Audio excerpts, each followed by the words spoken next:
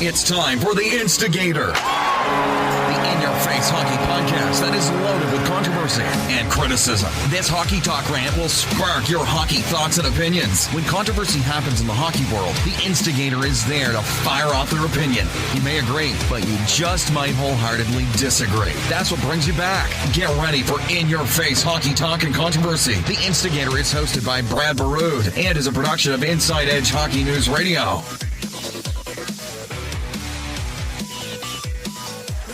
To the net, tipped right on. Bobrovsky's down, puck is underneath him, and the whistle goes, and that was very similar to the play at the end of the second period where that could have snuck by Bobrovsky but didn't. 2-1.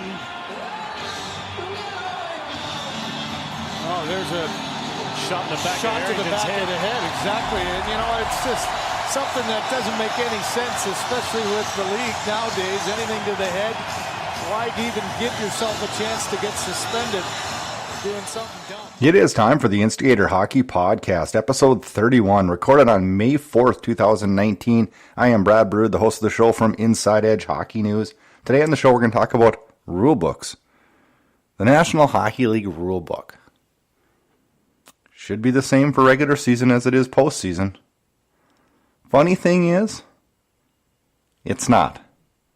I've noticed it more this year than any other year that officials are not calling the rule book the same in the postseason as they do the regular season.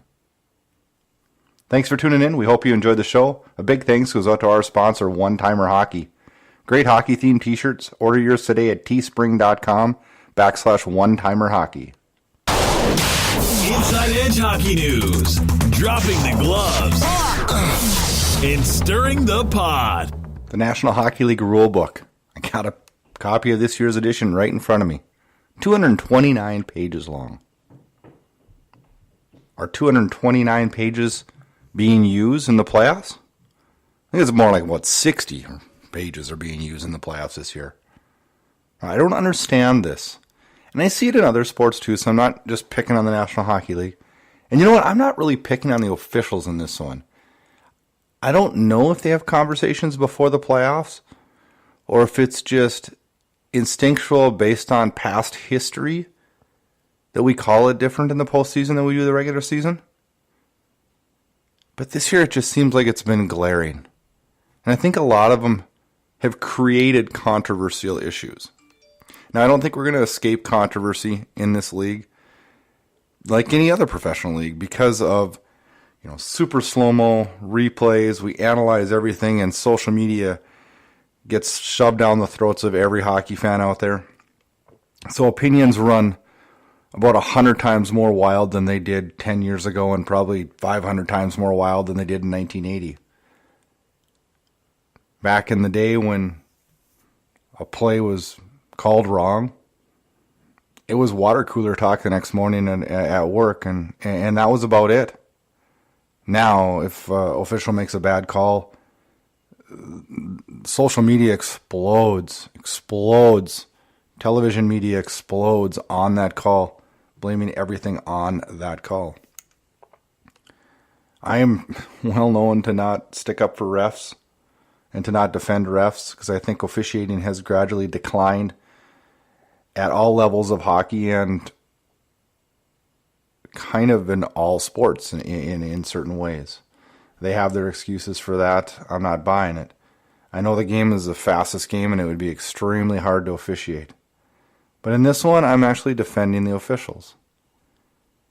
They're expected to hold the rulebook to a different level in the postseason than they are the regular season, and I'm not sure why that is. And who made those expectations? Does the league make those expectations? Do the general managers make those expectations? Do the fans or the media? I'm not sure. But I do know that if you're an official and you call games like you were trained to call them for 82, and then things change, and you have to call it at a different level in the postseason, you're not really using your instincts that you develop through the whole year. A lot of playing a sport and a lot of officiating in a sport is based off instinctual reaction and action. Players make plays based off instincts. Officials make calls based off instincts. Well, when you work on one rule book for 82 games, and then that rule book gets changed to a much smaller rule book where all of a sudden slashing and cross-checking, tripping in certain situations, punching a guy are all okay because, it's the postseason and it's important. Well, guess what? Ask the Florida Panthers how important the regular season was. They didn't make it. Maybe if we called the regular season like we do the postseason, we'd have different teams in the playoffs. I guarantee you Tampa Bay wouldn't have been first, and I don't think Calgary would have either. Those teams are built for speed. Those teams are built the way, guess what, NHL? The way the fans wanted it. Exciting, speed, skill players. Now, I'm not making excuses for Tampa Bay or Calgary. They were both extremely disappointed in the first round and need to be much tougher and need to be more physical. But if you're going to call it a certain way in the regular season, and people and general managers build their teams for that model, because that's the 229 pages we were told we're playing by this year, is it fair to change that rule book for the postseason? I don't think so. I guarantee you on October 8th, if Perron skates around the net and slashes Bishop in the back with his stick, whether it was hard or not hard, he's getting the gate. And he's probably getting a call from the league office.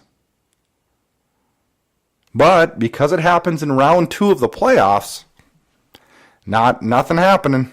Not a big deal. Brad Marchand, the little rat, stomps on Cam Atkins' stick and breaks it. Is this something the officials should have done in the regular season and postseason? Nah, probably not. But you know what? Cam Atkinson should have knocked him out. But he couldn't because it was the postseason. And he doesn't dare face a suspension that he would have got because some other guy was being a little jerk. That happens in November. There's a fight. I know Marchand would have raced his ass over to the bench and hid, but at least there's a fight. But that can't happen in the postseason because you can't put yourself shorthanded. It's too dang important. But officials need to call with consistency. You can't have guys punching people in the back of the head. Is the NHL worried about concussions? Doesn't look like it to me. If that's not suspendable. Marchand punches a guy right in the back of the head. Nothing. No suspension, no nothing. Because it's the postseason. That happens in December, we probably are talking a different story. I don't understand it. And I think a lot of general managers this year are pissed. They build their team a certain way. The rulebook should be held to accountable the whole way. I love how we make these rules and, we're going to enforce face-offs this year. Well, starts off in October, we're kicking people out of face-offs and we're putting people in the penalty box. And then all of a sudden, November, December, January, less and less. February, March, virtually none. Playoffs? Hell. Never happen.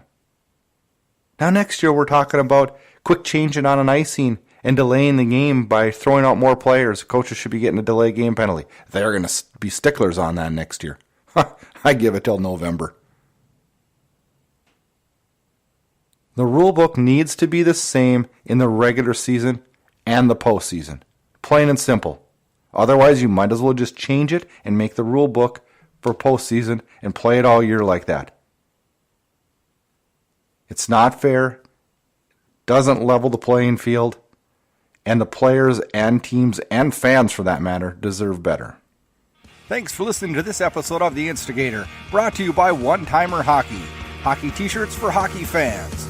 Check out InsideEdgeHockeyNews.com for all your hockey news. Follow us on all forms of social media, and most importantly, download The Instigator on your favorite podcatcher. We can be found on Spreaker, SoundCloud, iTunes, iHeart, YouTube, and Spotify. Thank you for listening. Enjoy this week's hockey action, and always voice your hockey opinions.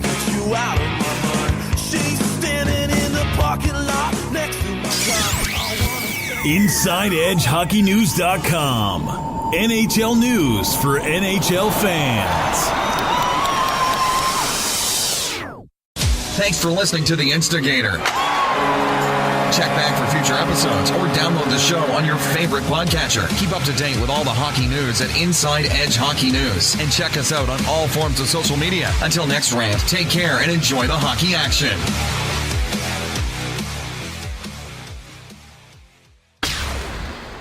This has been a production of Inside Edge Hockey News Radio, copyrighted and distributed by the Inside Edge Hockey Media Group.